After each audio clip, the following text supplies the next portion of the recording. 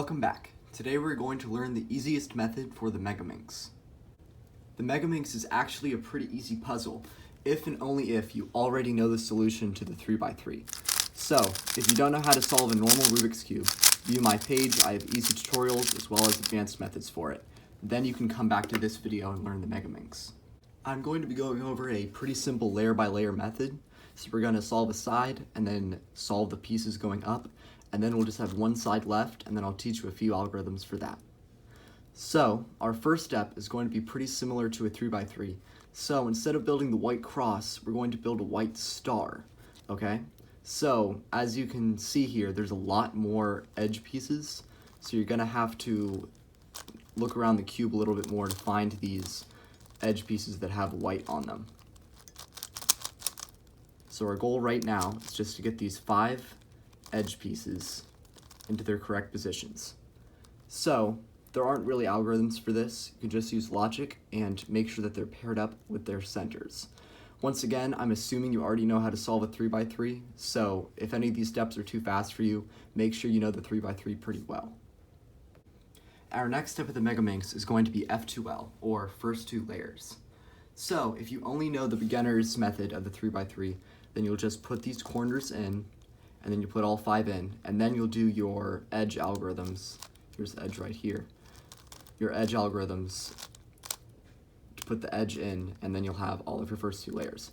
Or, if you already know F2L, which is part of the CFOP method, then the Megaminx is actually going to be very easy. So you can just put in 2 pieces at once, and then you can just put in 5 F2L pairs instead of 4, and then this is going to be much easier. If you want to get faster at the Megaminx, you're definitely going to need to know F2L.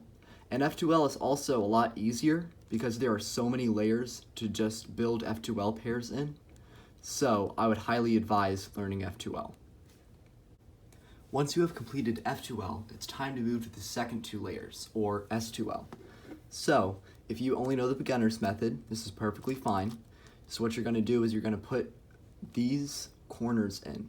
Okay, so these 5 corners that are touching your second 2 layers. That does not include these corners, which are at the top of these pentagons. It's only the ones at the bottom of the pentagons. So you're going to put these in, and then you'll just insert your edges like your normal beginner's edges. You know, you'll just put it here, and then it will move into its place using your algorithm. Or, if you know F2L, then you can just sort of use logic and put these 3 edges in. So there's really 2 options for you. You can put an edge in, then insert an F2L pair, or you can insert an F2L pair and then find a way to get the last edge in. So I've already put an F2L pair in. So now I'm looking for my light green and blue edge. Where is that? There it is. Okay, so I'll just move this out of the way, move this back up. Now I have this little 3-piece combination right here. So what you're going to do is you're going to make these 3-piece combinations all the way around. There's going to be 5 3-piece combinations, and you can do it in either of the 2 ways that I showed you. Now I did forget to mention one thing. So as you make more of these 3-piece combinations, it'll be harder to not mess them up. Like you see here, this edge, it's kind of hard to get it in place to insert it like a beginner's edge. So what you might have to do is just move the corner up in either of these ways, and then you can do your beginner's edge algorithm, and then you can move it back down. So, and then it'll work the same for this. So I'll just move this up. There's my pink and red. And then I can move it back down. So as you can see, just by using 3x3 algorithms, you can get all of these 3-piece combinations. Here's the Megaminx after I've done all my 3-piece combinations. So all that's really left is this top layer here, and then these 5 pairs that we have to put in. So once again, if you only know the beginner's method, you can just put these corners in, and then put the edges in using your edge algorithm.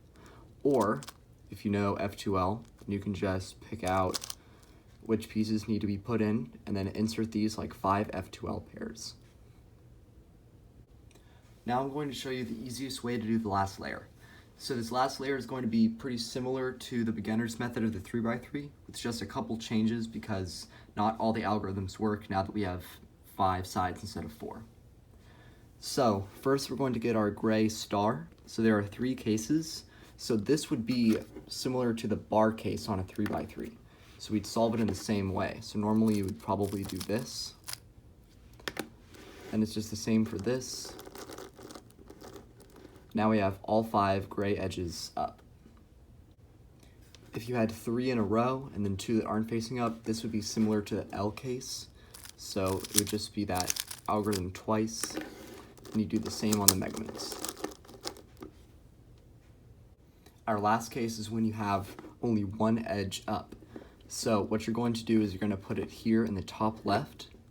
So you'll do your bar algorithm, okay? And now this is going to set up this case, which we already went over, which is just like the bar. And then you'll do that one more time, and then you have all 5 up. Our next step is going to be to permutate these edges. So we're going to have all of them over where they're supposed to be at the end of this step. So this is also the next step in the beginner's method. So you would just move these edges around using the soon algorithm. But unfortunately, this algorithm does not work on the Megaminx because now we have 5 sides. So turning the top side 4 times doesn't quite get it back to the normal state. So we're just going to change the algorithm slightly to move these around. So first, try to get at least 2 paired up with their correct centers, okay? So I think chances are you will always be able to either get 2. They might also be next to each other, which is a different case that we'll go over in a second, but they could also be across from each other like this. So what you're going to do is you're going to modify the algorithm slightly. So if you have these 2 in their correct positions, one in the top right, one in front of you, you're going to do this algorithm. R, U2, R prime, U, R, U2, R prime. All right, now check to see if it worked. So what this does is it cycles between these edges, which are the last ones we need. So you'll need to do it either 1 or 2 times, and the second time it should work, and there we go. Now we have all of our edges in place. So now I'll go over that other case when you have 2 that are next to each other. Now I'm going to go over the case when you have 2 that are paired up with their centers, and then the last 3 that you need to cycle through. So you're going to put these on the left and front, and you're going to do this algorithm. R, U, R prime, U, R, U2 prime. Notice it's U2 prime, so you move it back, then R prime. So this will cycle through these last edges. Here, I'll do it one more time. And now we have all of our edges in place. Now we can go to the next step. Our next step is going to be to orient these last gray corners. So you might remember this from the last step of the beginner's method where you might turn the cube upside down or just move the cube like this to get those last edges in place. So this is actually going to be pretty similar to that, except it's not going to be the last step. We'll have one more to move around the edges. So we're going to turn the cube upside down, okay? So what I'm going to be watching is I'm going to be watching these 3 right here, okay? So I'm just going to try to turn this gray corner so that the gray is facing down. So I'm going to do my R, U, R prime, U prime move until the gray corner is in place. There we go. Now, by moving the gray layer, I can just keep doing it until eventually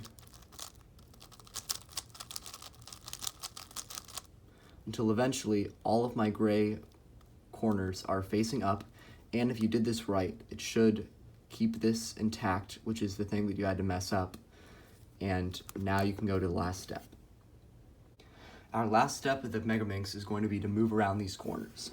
So this isn't really an algorithm, but it's sort of a method that you're going to need to know to move these around. So I'm not going to show the moves up on screen, I'm just going to explain it while I do it. So I'm going to identify a corner that's out of place. So as you can see, this isn't pink and tan. So I'm going to bring it down, move it to the side that the gray is facing, and then bring it back up. So this is a tan and blue corner. So here's my tan and blue edges. Now I can bring this down and insert it where it's supposed to go. But now I've taken out another corner. So this is a blue and orange, or really light blue and orange. So I'm going to look around. Here's light blue and orange. So I can put that in. And now tan and pink. And then if you do this correctly, and you put the last corner in, you should solve the entire puzzle.